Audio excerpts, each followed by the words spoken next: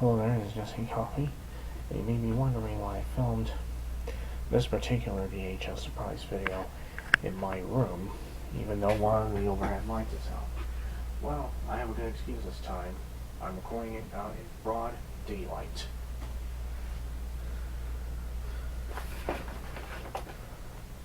First, I'll get to the VHS, which came from Brooklyn, New York.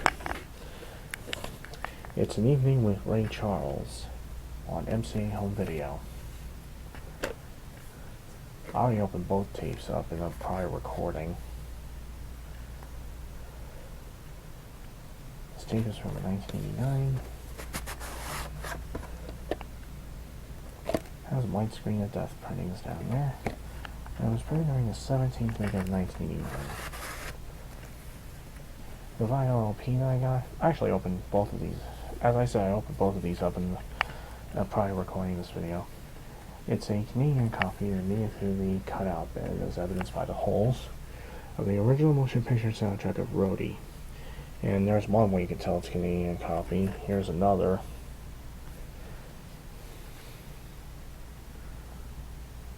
There's the tagline: the bands make it rock, but the roadies make it roll. This album is on Warner Brothers Records. The film itself is from United Artists, and the film is a guilty pleasure of mine. It's basically about a Texas roadie, played by Meatloaf, who takes this young girl, Khaki Hunter, up to New York to see Alice Cooper in concert.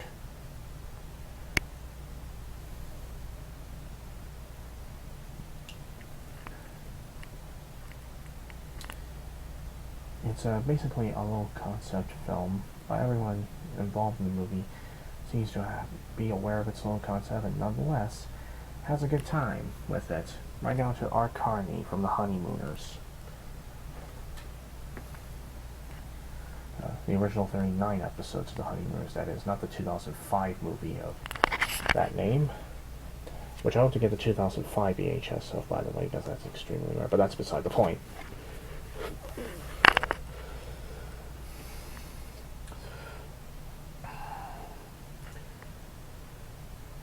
Here's a complete list of the characters. Alice Cooper is not the only actor who plays himself in there. Will Robertson and Hank Williams Jr. are in this one too. They play themselves.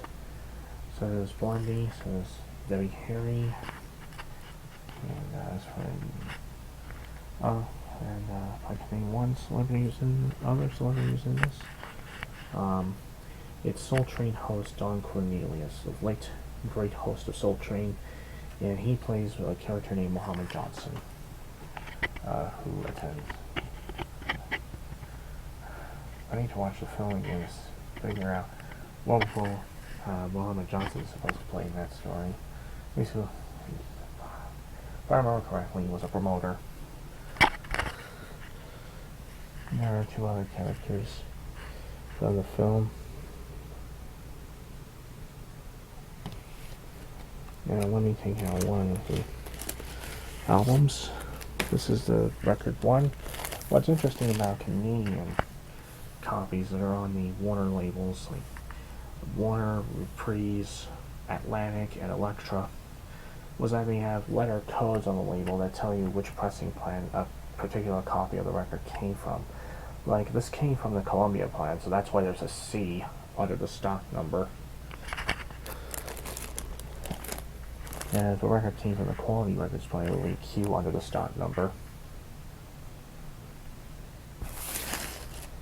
Both of the records are in clear plastic bags. There is no separate sleeve. There was no separate sleeve that came in the package, from what I could see.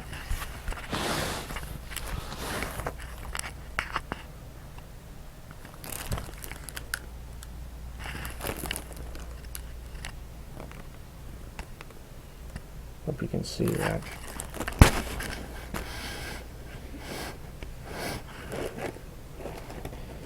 As for the film itself, I have an off-air NTSC recording of Sky Movies broadcasted it from either 1995 or 1996.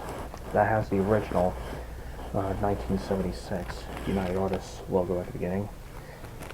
And I have another copy of it on the 2003 MGM DVD, which has a completely misleading front cover, in my opinion. The 2003 DVD has the 2001 United Artists logo instead.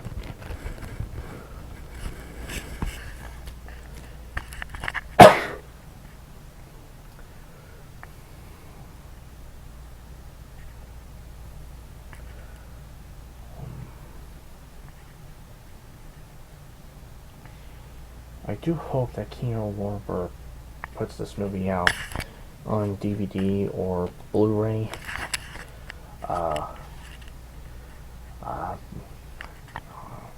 course, Kino Lorber being the company that has put out a lot of old United Artists movies on DVD and Blu-ray in the last decade. They do a pretty good job with their digital remasterings, Kino Lorber, so I hope that they do a good so I hope they can give Rhodey its long-awaited digital treatment.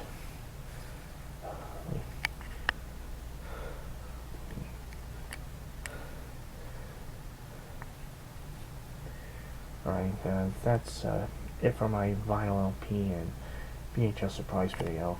Now, the Evening with Ray Charles tape being a post-86 MCA tape printing is, I'll take a guess that it's copy protected, so it won't go in my VHS concert hall, which is too bad. But I do have another entry in the VHS concert hall coming up with Luciano Pavarotti, and that'll be coming up on October 20th.